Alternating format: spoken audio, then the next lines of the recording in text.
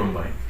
आं सिबिजित कुमार नार्जारी, दुलाराय बर' फरायसा आफादनि बारग' मावथि। फैगौ 15 फेब्रुवारि अक्ट'खालि दुलाराय बर' फरायसा आफादनि गोथार जोनोम सान। बे जोनोम सानाव बयखौबो बरायबाय आरो बुहुमाव थानाय साफ्रोमबो बर' माहारिनिसिम दुलाराय बर' फरायसा आफादनि बे जोनोम सानजों लोब्बा लाखिनानै बयनिबोसिम गाहाम हामलायथि बावनायखौ जासिबाय। दुलाराय बर' फरायसा आफादा बर' हारिखौ जेरैबो फारसे जौगाहोनायनि सिन्थाधाराजोंनो बै समनि दैदेनगिरि बिथांमोना बे आफादखौ जोनोम होदों। जोनोम जाखांनायनि उनाव बर' माहारिखौ जेरैबो जौगासार खालामनांगौनि थाखाय, बर' माहारिखौ गेरेमसा मोनसे हारि बानायनांगौनि थाखाय जिरायनाय गैयालासे खामानि मावबोदों। दिनैसिमबो जिरायाखै। बे आफादा फैयै फैयै 55 बोसोर आबुं जाफैबाय। दा बेखायनो बर' हारिनि जारिमिनखौ लानानै नायोब्ला दुलाराय बर' फरायसा आफादनि जे बिहोमा, बे बिहोमाया गुबुनजों रुजुनायाव एसेबो खम नङा। बेनिखायनो दुलाराय बर' फरायसा आफादा बर' माहारिनि गेजेराव अनसायजादों आरो गोलावैनो थांनानै थादों।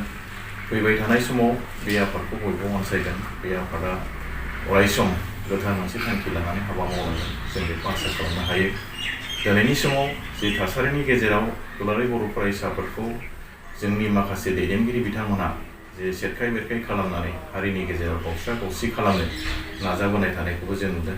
नाथाय आं दिनैनि बे मेसेजनि गेजेरजों आं खावलायनो लुबैदों, जाहाथे जोंनि गेजेराव खुनु गावस्रा गावसि खालामनायनि जे एजेन्डा एबा फर्मुलाफोरखौ खालामालासेनो गावजों गाव खौसेथि अनलायलायनायनि गेजेरजों हारिखौ जौगाखांहोनायनि खामानिखौ जाहाथे बयबो मावनो आवगायबोयो, आं बेखौ खावलायबाय।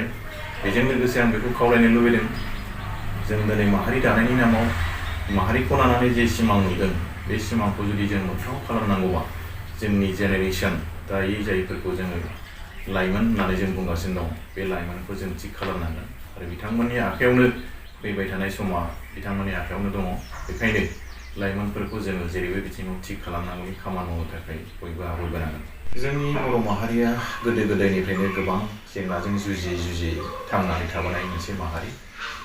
गोदोनिफ्राय जि जेंनाफ्रा दङ, बे जेंनाफ्रा दिनैसिमबो दङ। सम नायै सम गोबां रोखोमनि जेंनाजों जों बर' माहारिया मोगा मोगि जानांदों। दिनैबो जोंनि न'खराव स्रां नङा, जोंनि न'खराव गोसोम जोमैजों खोबथे जानाय। दा बे जेंनाफोरखौ जों बोस्रांनांगौबा जोंनि गेजेराव खौसेथिया जोबोद गोनां आरो गोथार मोनसे आफादखौ हारिनि थाखाय खामानि मावनायाव बयबो मदद होनांगोन। बे मदद होलायनायनि गेजेरजोंसो, खौसेथिनि गेजेरजोंसो जोंनि जेंनाफोरखौ जों बोस्रांनो हागोन। दिनैनि बे गोदान मुगायाव गोदान मुगानि आबहावाजों खाबजानानै जों खामानि मावनो आवगायबोनांगोन। दा बेखायनो आङो आरोबाव खेबसे बयखौबो खावलायदों, जोङो फैबाय थानाय समाव ज'यै खौसेयै खामानि मावलायनानै जोङो हारिखौ दैदेनलांनि, हारिखौ बोखांलांनि, हारिखौ गोजौ फारसे लांनि, बेखौ आं बयखौबो खावलायबाय। लोगोसे आरोबाव दुलाराय बर' फरायसा आफादनि जोनोम सान, बे जोनोम सानाव बयखौबो आरोबाव खेबसे आंनि गोसो गोरबोनिफ्राय खुलुमनाय सिबिनायखौ जासिनायजों लोगोसे बयनिबोसिम गाहाम हामलायथि बावनायखौ आं जासिबाय। गोजोन्थों।